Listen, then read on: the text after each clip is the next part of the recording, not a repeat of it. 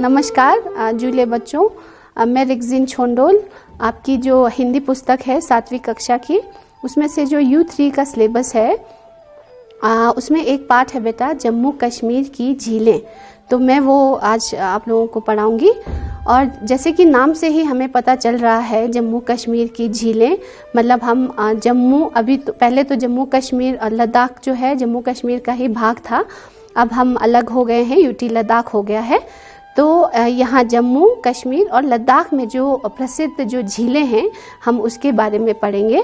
तो सबसे पहले अगर चैप्टर पढ़ने से पहले मैं थोड़ा सा प्रसंग अगर बताऊंगी, तो अगर इस चैप्टर में से कुछ पंक्तियों का अगर आपको जो है सब प्रसंग व्याख्या करने को आ जाए तो आप प्रसंग इस तरह लिखोगे कि प्रस्तुत पंक्तियां जो हैं हमारे पाठ्य पुस्तक किशोर भारती 7वीं कक्षा के जम्मू कश्मीर जो पाठ है उसमें संकलित है। और इसमें जो है धार्मिक और राजनीतिक तौर पर जो झीलों के जो महत्व हैं वो बताया गया है। तो चलिए जम्मू कश्मीर की झील जो हैं उनके बारे में पढ़ते हैं। और हमें ये पता है कि जम्मू कश्मीर और लद्दाख की जो प्राकृतिक सुंदरता है वो पूरे विश्व भर में प्रसिद्ध है। बहुत सारे सैलानी या आप कहेंगे पर्यटक जो है, टूरिस्ट जिसको कहेंगे, वो यहाँ की सुंदरता को देखने के लिए आते हैं, घूमने आते हैं और एक स्मरणीय यादगार लेकर जाते हैं। तो सबसे पहले अगर कश्मीर जो घाटी है उसमें जो है यहाँ पर कश्मीर और जम्मू दोनों में घने घने जंगल हैं, कलकल करती हुई बहुत सुंदर नदियाँ बहती हैं, धरती से खुद ही प्रस्फुटित कहेंगे कि खुद ही निकले हुए चश्मे जिसको हम छुमिक ज़िरानो जो है और बहुत सारी झीलें जो मीठे भी हैं और कुछ खारे भी हैं। तो वैसे झील जो है यहाँ पर हैं। और जम्मू कश्मीर के बारे में भूगोल शास्त्रियों का यानी जियोलॉजिस्ट जो होते हैं वो ये कहते हैं कि पहले जो कश्मीर घाटी है वो एक बहुत बड़ा झील था जिसका नाम सतीसर था। तो भयानक भूकंप के बाद जो बारामूला का जो बड़ा सा पहाड़ है वो टूट पड़ा और उसमें से जो पानी निकला उस झील का वो बह गया और वहाँ पर जो घाटी जो बसी उसका नाम कश्मीर पड़ा। और पौराणिक कथा के अनुसार ये भी समझा जाता है कि जो कश्यप ऋषि हैं उन्होंने विष्णु भगवान से प्रार्थना की थी और उन्होंने जब प्रार्थना की तो बारामूला का जो बड़ा सा पहाड़ है वो टूट गया और उसमें से जो झील निकला। तो उसके बाद वहाँ पर जो घाटी जो कश्यप ऋषि ने बसाया उनके नाम से ही कश्यप नाम से कश्मीर घाटी पड़ा। तो अब बात करते हैं कश्मीर में जो मेन जो झीलें हैं जो प्रसिद्ध हैं उनके बारे में अगर मैं बताऊं तो सबसे पहला जो झील है बेटा वो है वुलर झील। तो वुलर झील जो है वो हमारे देश पूरे भारतवर्ष में सबसे बड़ा गहरा और मीठा और ताज़ा पानी का एक उदाहरण है। वुलर झील श्रीनगर से लगभग 75 किलोमीटर जाने पर बांदीपुर और सुपोर करके एक जगह है, उनके मध्य में उनके बीचों बीच ये जो बड़ा झील है वो वहाँ पर स्थित है। तो जो वुलर झील है वो उसका अगर हम अंदाज़ा लगाएं उसकी लंबाई जो है वो माना जाता है 16 किलोमीटर, लगभग 16 किलोमीटर लंबाई है और 10 किलोमीटर चौड़ा है। और वुलर झील जो है वहाँ पर बहुत सारे भिन्न भिन्न तरह के मछलियाँ हैं और इन मछलियों से ही मछुआरे जो है अपनी आजीविका यानी कि रोजी रोटी कमाते हैं। और इन वुलर झील के आसपास किनारे जो हैं हज़ारों लोग जो हैं सिंघाड़े जिसको हम वाटर चेस्टनट कहते हैं और या दूसरे जो है नदूर जिसको हम खाते हैं, नदूर कमल नाल भी कहते हैं, तो उसका भी खेती बाड़ी करते हैं और उनकी जो रोज़ी रोटी है वो इसी से कमाई होती है। और इस वुल्लर झील में हज़ारों लोग पर्यटक जो हैं, बाहर से टूरिस्ट जो हैं, घूमने आते हैं और इस झील में नौका विहार करते हैं। नौका विहार का अर्थ हुआ कि किश्ती में घूमते हैं। और एक और चीज़ अगर मैं वुल्लर झील के बारे में बताऊं तो वुल्लर झील में आप लोगों ने झेलम नदी तो सुना ही होगा बेटा। तो जो झेलम नदी है वो दक्षिण पूर्व से वुल्लर नदी में बहकर आती है और पश्चिम से वो निकल कर जाती है।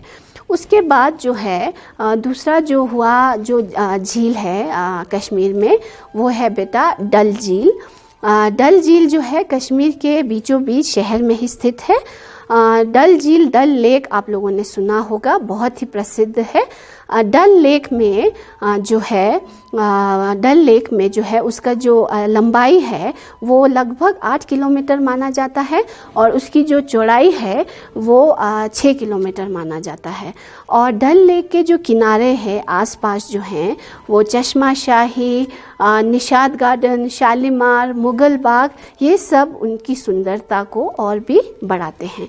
और जो नगीन झील है वो इसी डल झील का ही भाग माना जाता है। उसके अलावा लोगों ने जो कृत्रिम है, बनावटी जो पार्क है, हमने जो उद्यान बनाया है डल झील के बीचों बीच एक पार्क बनाया है, वो नेहरू पार्क है। वहाँ पर जो जब लोग घूमने आते हैं तो उनको बहुत अच्छा लगता है। और डल झील में एक विशेष बात क्या है, वहाँ पर हाउस बोट हैं। हाउस बोट का मतलब हुआ कि लोग जो हैं पानी के बीचों बीच ही किश्तियों में घर बनाकर या गेस्ट हाउस बनाकर रहते हैं। और हमें डल झील में जब हम घूमते हैं तो वहाँ के किश्तियाँ जो हैं उनको वो लोग शिकारा कहते हैं। कश्मीर में जो है इसको किश्ती को शिकारा कहते हैं। और शिकारा में जो है दुकानें चलती हैं। शिकारा में हम देखते हैं फल फूल और सब्जियों से लदे हुए बहते हैं। वहाँ पर मोटर की नौकाएं चलती हैं। और जो है डल झील में जो है बहुत सारी दुकानें भी हैं। और डल झील के उसमें 2 टापू जिसको कहते हैं, जिसको द्वीप कहेंगे, छोटा सा आइलैंड जो है वो भी है वहाँ पर। तो वो जो आइलैंड है उसका एक का नाम है रॉप लॉक और रजत द्वीप, इसको हम 4 चिनारी भी कहते हैं। और दूसरा जो द्वीप है उसका स्वर्ण लोक या स्वर्ण द्वीप भी कहा जाता है। उसके बाद है जो है अन्य जो झीलें हैं, जो कश्मीर की जो अन्य जो झीलें हैं वो कुछ जो झीलें हैं वो मैदानी झील हैं। मैदानी झीलों के नाम जो हैं वो आंचार और मानस बल जो है मैदानी झीलें हैं। और कुछ जो झीलें हैं वो हैं हिमानियों या ग्लेशियर से बर्फ़ जब पिघलकर पहाड़ियों में जो झील बनते हैं उसको हम पहाड़ी झील कह सकते हैं। तो उन झीलों में गंगबल, नीलनाग, कोसरनाग, तुलियन, तारसर, मारसर, शेषनाग जो हैं ये पहाड़ी झीलें हैं। तो इनमें से जो आपको याद इजीली हो जाए वो आप लोग याद रखना। तो अगर हम इसकी बात करें, शेषनाग जो झील है, जो मैदानी झील है, आप लोगों ने टीवी में अमरनाथ यात्रा तो सुना ही होगा। तो अमरनाथ यात्रा जब करते समय एक बीच में रास्ते में एक सुंदर झील आता है, वो है शेषनाग। जो शेषनाग का जो यहाँ का जो झील है वो दुधिया यानी कि दूध जैसा सफ़ेद, पवित्र और निर्मल दिखाई देता है, जो लोग बहुत ही पसंद करते हैं। उसके अलावा मैदानी झीलों में जो कोसरनाग है, वो जो है कोसर जो नाग है वो उस जो चिनार का जो पत्ता है उसके जैसे आकृति का बोला जाता है कि वैसी दिखती है। और उसके बाद मैदानी जो झील है वो मानस बल जो झील है वो लगभग 30 किलोमीटर जाने पर है। और शरद ऋतु में इस झील का जो है रंग जो है वो इतना बदलता है कि देखने वालों को बहुत अद्भुत लगता है। और इसके किनारों पर जो वृक्ष हैं उन वृक्षों के जो पत्ते हैं वो पीले पीले लगते हैं और ऐसा लगता है कि प्रकृति ने जैसे आभूषण यानी कि गहना पहन लिया हो। और उन पीले पत्तों की जो है छाया, जो परछाई है उस नीले पानी में जब पड़ता है तो वो बहुत ही सुंदर लगता है। तो ये जो झीलें थी कश्मीर क्षेत्र की जो अन्य झीलें जो है मैदानी और पहाड़ी उन झीलों के बारे में था। अब हम अपने लद्दाख के बारे में अगर मैं बताऊं, जहां हम रहते हैं, जो हमारा लद्दाख क्षेत्र है, यूटी लद्दाख है। अगर हम लद्दाख की बात करें तो लद्दाख में आप लोगों ने सुना ही होगा और आप लोग घूमने भी गए होंगे।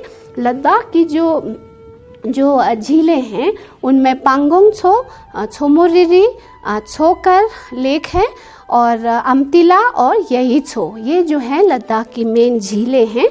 अब हम अगर बोलें कि पांगोंग छो जो है, पांगोंग लेक जो है वो कहाँ पर है, तो बेटा पांगोंग, छोमोरिरी और छोकर जो है वो चंगतंग रीजन में है, चंगतंग के मैदानी क्षेत्र में है।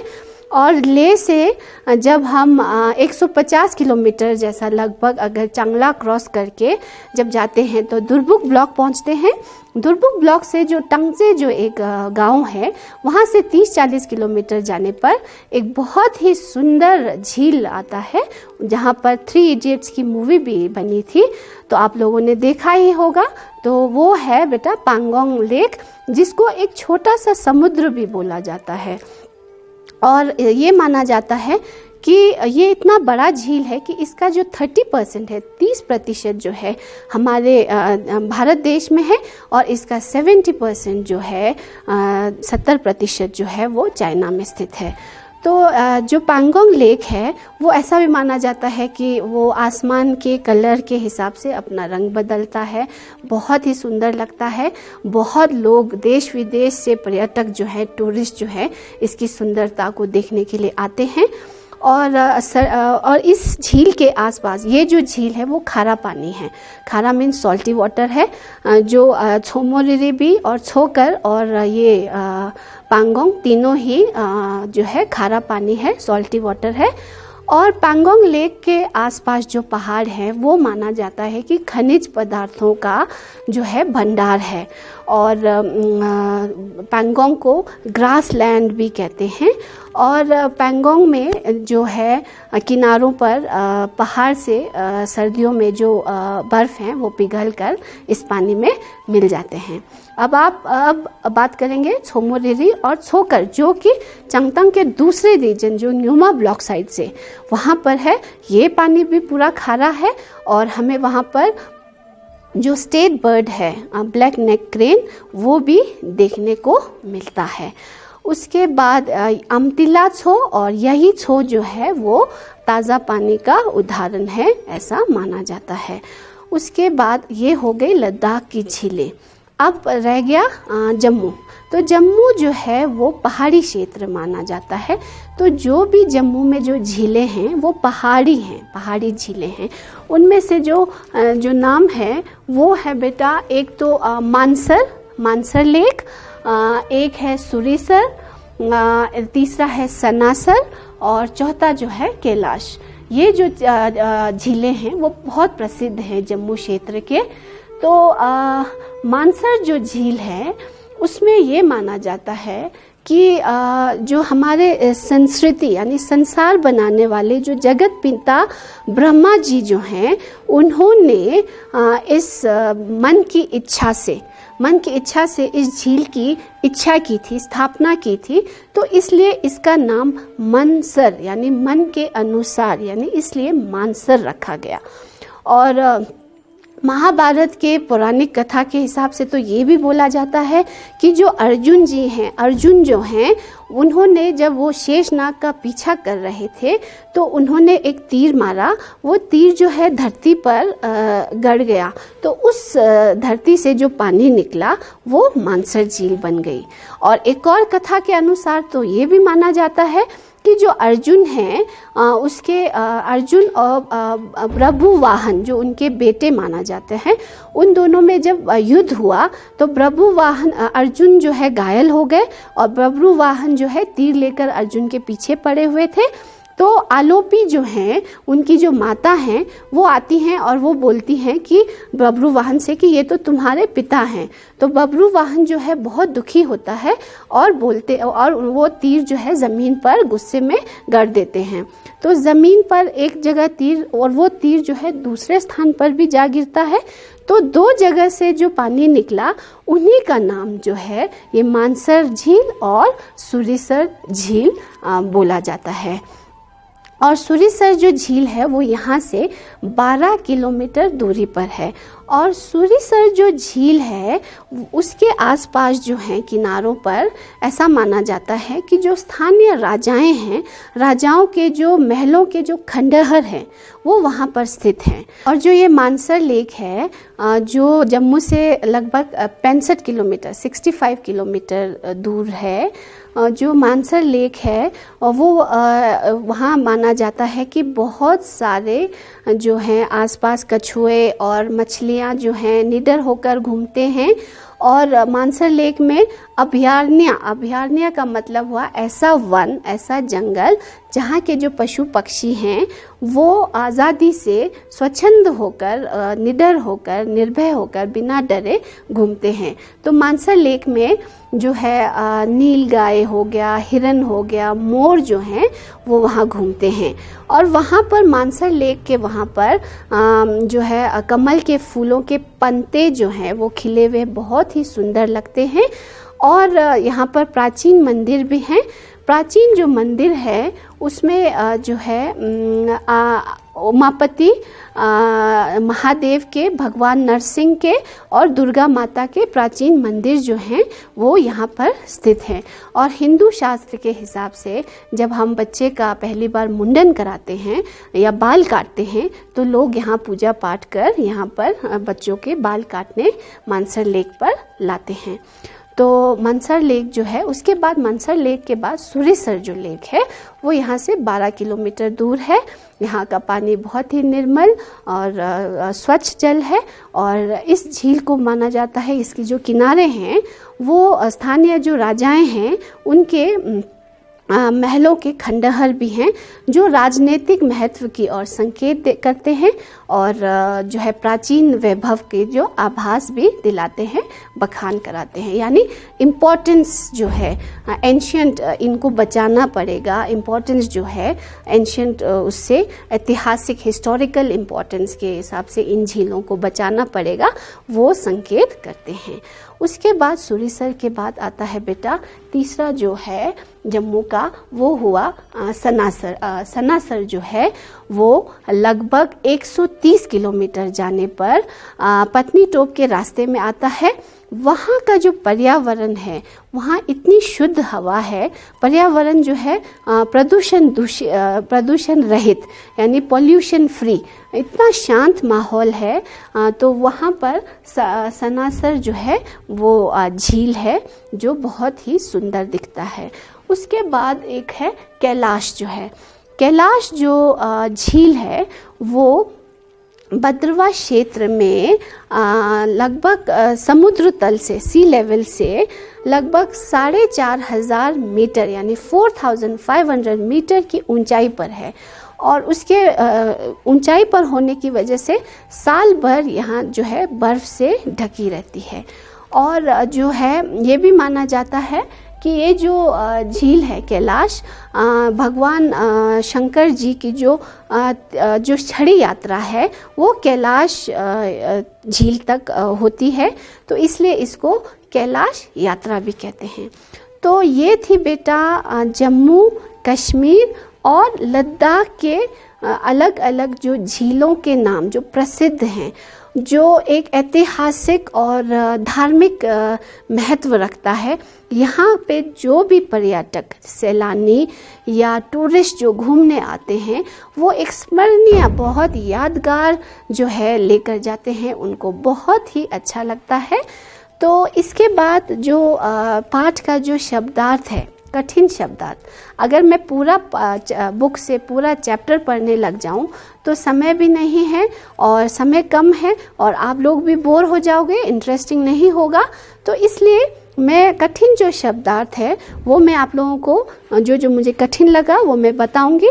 हो सके तो एक कॉपी रखकर उन शब्दार्थ को लिखना, और जब आप चैप्टर को पढ़ने लगोगे तो उन कठिन शब्दों को मिलाते हुए, समझते हुए जब चैप्टर पाठ की रीडिंग करोगे तो आपको ज़्यादा समझ आएगा। तो सबसे ज़्यादा पहले प्राकृतिक सौंदर्य जो है, प्राकृतिक सौंदर्य मीन्स नेचुरल ब्यूटी, कुदरती खूबसूरती हुआ। प्रस्फुटित मीन्स खुद ही फूटना, खुद ही निकलना। भयानक का अर्थ हुआ डरावना। पौराणिक जो है यानी पुराने कहावतें जो होती हैं उसको कहा जाता है। आजीविका का अर्थ हुआ रोजी, बिजनेस जिसको हम कह सकते हैं। उपलब्ध जो है मिलना। पर्यटक जो है सैलानी या टूरिस्ट। कृत्रिम का अर्थ हुआ बनावटी। श्रृंखला का अर्थ हुआ कड़ी। दृश्य का अर्थ हुआ नज़ारा। मनमोहक का अर्थ हुआ दिलकश। आकार का हुआ शक्ल, किस तरह के आकार का है। आकर्षण का अर्थ हुआ खिंचाव। आभरण का अर्थ हुआ गहना। अलौकिक का अर्थ हुआ अनोखा। संचय का अर्थ हुआ इकट्ठा। स्मरणीय मीन्स याद करने योग्य। और सृष्टि हुआ संसार। और निर्भय का हुआ बिना डर के। अभयारण्य जो शब्द आया है, ऐसा वन जिसमें पशु पक्षी निर्भय होकर रहते हैं। फिर स्वच्छंद का हुआ आज़ादी। विद्यमान का हुआ मौजूद। पारदर्शी जो है आर पार दिखना। और पर्यावरण तो आपको पता ही है। तो ये सब जो शब्दार्थ हैं वो आप लोग समझना। तो ये थी बेटा जम्मू कश्मीर और लद्दाख की जो झीलें हैं वो यहाँ से भी हम देख सकते हैं। कश्मीर में जो मेन जो झीलें हैं वो वुल्लर झील, डाल झील, मनसबल जो है, और जम्मू में सनासर, मानसर और सुरिनसर जो लेक हैं। और लद्दाख के जो झील हैं पांगोंग, छोकर और सुमोरी झील जो हैं मेन झील हैं। अब मैं हमारे जो अभ्यास के जो क्वेश्चन आंसर्स हैं अगर मैं थोड़ा सा वो आप लोगों को बताऊं तो कश्मीर घाटी के संबंध में भूगोल शास्त्रियों का क्या मत है। तो कश्मीर घाटी के संबंध में भूगोल शास्त्री जो हैं वो यही समझते थे, वो यही उनका मत था कि कश्मीर घाटी जो है पहले एक बहुत बड़ा विशाल झील था जिसका सतीसर नाम था, और भूकंप के कारण ये जो पहाड़ है बारामुल्ला का वो टूट गया और झील का पानी बह निकला। तो उसके बाद दूसरा क्वेश्चन है कश्मीर घाटी के संबंध में पौराणिक कथा। कश्मीर घाटी के संबंध में पौराणिक कथा यही है कि पहले जो है ये एक विशाल झील थी और कश्यप जो ऋषि हैं उन्होंने विष्णु भगवान से प्रार्थना की और ये पहाड़ टूटने पर यहाँ का जो झील है पानी जो है वो बाहर निकल आया और कश्यप ऋषि ने वहाँ पर जो घाटी है उसको बसाया, तो उन्हीं के नाम से, कश्यप के नाम से ये कश्मीर नाम पड़ा था, ऐसा माना जाता है। और जो तीसरा प्रश्न है वो है कश्मीर घाटी की मुख्य झीलों के नाम। ये तो आपको चैप्टर के हिसाब से पता ही है, ये सब जो है नाम है, आपको जो अच्छा लगे वो याद कर लेना। और डल झील के विषय में वाक्य लिखना है। डल झील के बारे में हमने बहुत सारी चीज़ें पढ़ी, हाउस बोट होते हैं, मोटर नौकाएं चलती हैं, शिकारे चलते हैं, नेहरू पार्क है, शालीमार बाग है, मुगल बाग, ये सब आप 5 वाक्यों में लिख सकते हो। और उसके बाद है डल झील में स्थित 2 द्वीपों के नाम, वो तो बहुत इम्पोर्टेंट था। ये जो है रॉप लॉक रजत द्वीप भी कहते हैं, स्वर्ण लॉक स्वर्ण द्वीप जो है 2 टापू के नाम हैं। लद्दाख क्षेत्र की किन्हीं 4 झीलों के नाम कुछ भी आप बता सकते हो, आपको पता है लद्दाख में कौन से झीलें हैं। आगे जो क्वेश्चन है बेटा, मानसर झील में संबंधित कोई एक पौराणिक कथा लिखिए। तो मानसर झील में संबंधित पौराणिक कथा यही है कि जगत पिता जो ब्रह्मा है उन्होंने मन की इच्छा के अनुसार इसका जो है महाभारत इसका मन के इच्छा के अनुसार ये मानसर लेक जो झील है वो बनाया था। और मानसर की प्राकृतिक छटा जो है आप कुछ भी लिख सकते हो, मानसर लेक के बारे में हमने पूरा पढ़ा है। और उसके बाद है जो अभयारण्य, ये जो क्वेश्चन है मुझे थोड़ा इम्पोर्टेंट लग रहा है आपको समझाने जैसा। अभयारण्य का मतलब हुआ एक ऐसा वन जंगल जहाँ पर कोई भी जीव जंतु पशु पक्षी जो हैं वो निर्भय होकर, निडर होकर, बिना डरे स्वच्छंदता यानी आज़ादी से इधर उधर घूम सकते हैं। तो मानसर लेक के वहाँ पर जो है नीलगाय, मोर और हिरन जो है आज़ादी से घूमते हैं, विचरते हैं। तो ये चैप्टर जो है बेटा यहाँ पर ख़त्म होता है। आशा करती हूँ आप लोगों को समझ आया होगा। Thank you.